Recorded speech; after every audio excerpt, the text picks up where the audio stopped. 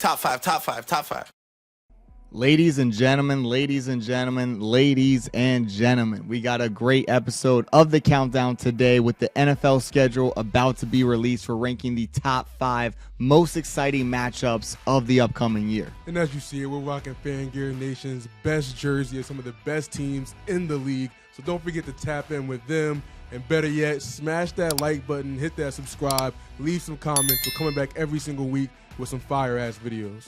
That's right. And before we get into the countdown, go check out Fan Gear Nation for some great jerseys. Not only do they got jerseys, but they got canvases for the wall, shirts, sweatshirts, and all of this for the low. But don't worry, we still got y'all with a discount code. That's right. This is PSO's official merchandise partner, so you can use code PSO15 for 15% off your first order. So go type in fangearnation.com while those low prices are still available. Support your favorite squad and save a good amount of money while doing it. And now, back to the countdown.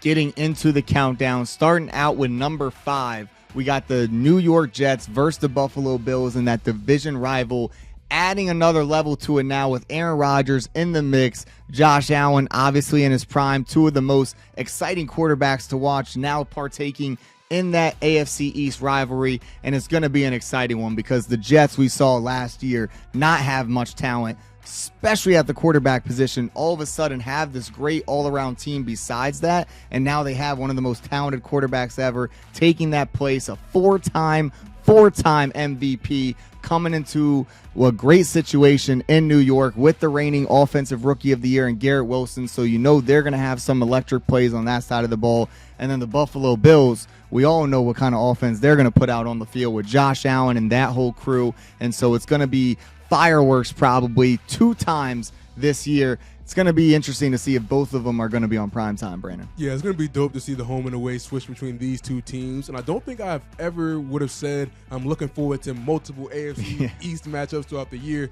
Throughout most of our life, the AFC East has been god-awful. But now they have 3 very respectable teams in the Bills, Jets, and Dolphins. Yeah, the one respectable team is not the Patriots. I was about to say, who would think the Crazy. least respectable team in the AFC East is the New England Patriots?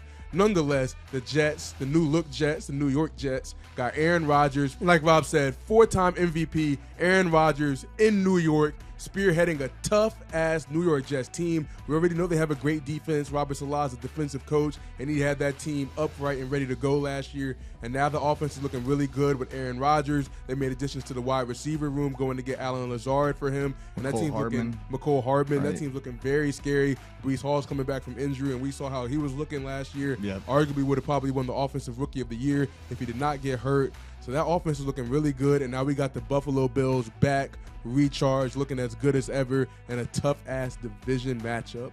So really looking forward to this game. It's going to be great seeing it twice, and Jets-Bills is going to be a very good matchup until at least Aaron Rodgers is out of New York.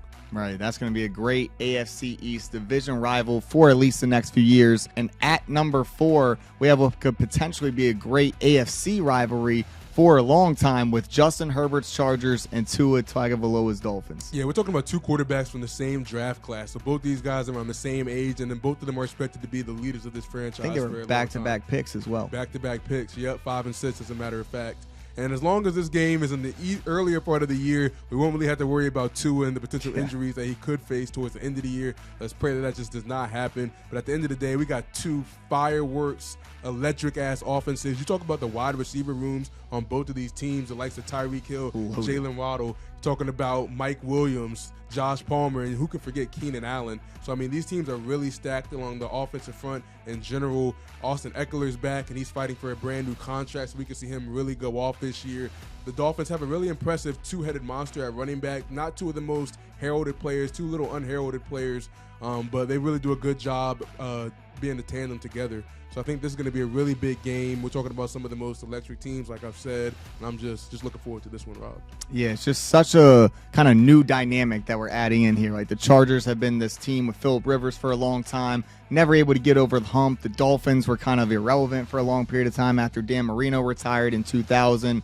And now with these 2 new quarterbacks in place, 2 new offenses that, like you said, 2 of the most electric in the game with Tyreek Hill and Jalen Waddle spearheading that offense, and then Justin Herbert and Mike Williams and Keenan Allen spearheading that offense, this is going to be such an exciting matchup for potentially years down the road, and we're going to be able to see them face off in each other in 2023. So I look forward to seeing the schedule makers hopefully put them on Monday Night Football, maybe even Sunday Night Football. Yeah, I mean, and think about the last 4 teams that we just named: the Bills, Jets, Chargers, and Dolphins. I mean, if you asked me 4 years ago, I would not think that these 4 teams would even make this list for 5 of the best games in 2023. So it's just great to see the way that the draft and how teams build and the planning and execution that goes into NFL franchises.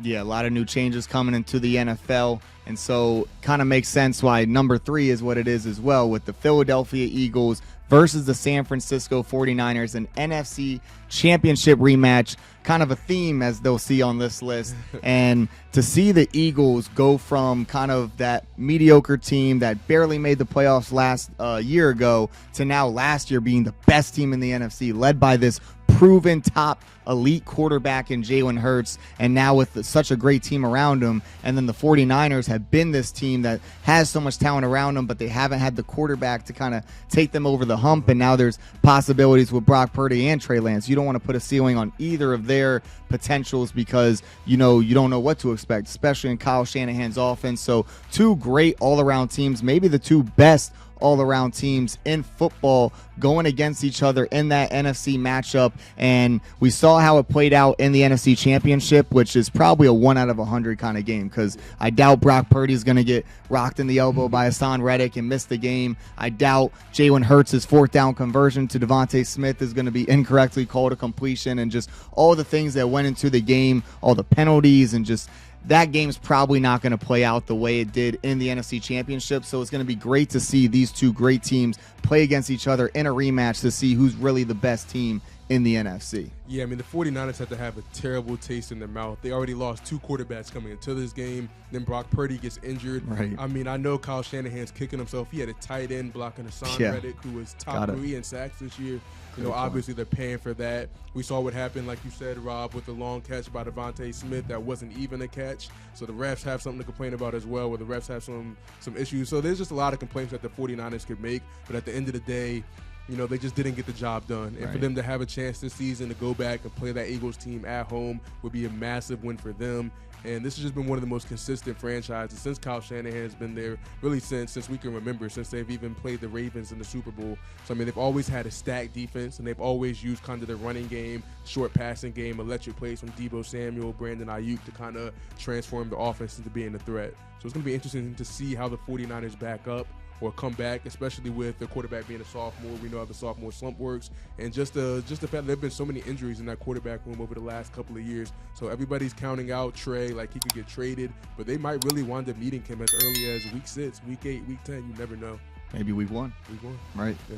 Yeah, I'm hoping the schedule makers put that game on Sunday Night Football, just like at number 2 with the Cincinnati Bengals and the Kansas City Chiefs in an AFC Championship rematch that have played the last 2 years but have never been a Sunday Night Football game, Brandon. Interesting. Like, you have 2 of the greatest teams in the AFC. Obviously, every time they play, it's an electric game. They need to be primetime games, especially Sunday night, Monday night. Has to make it happen. But like you said, Rob, last 2 years, AFC Championship matchup.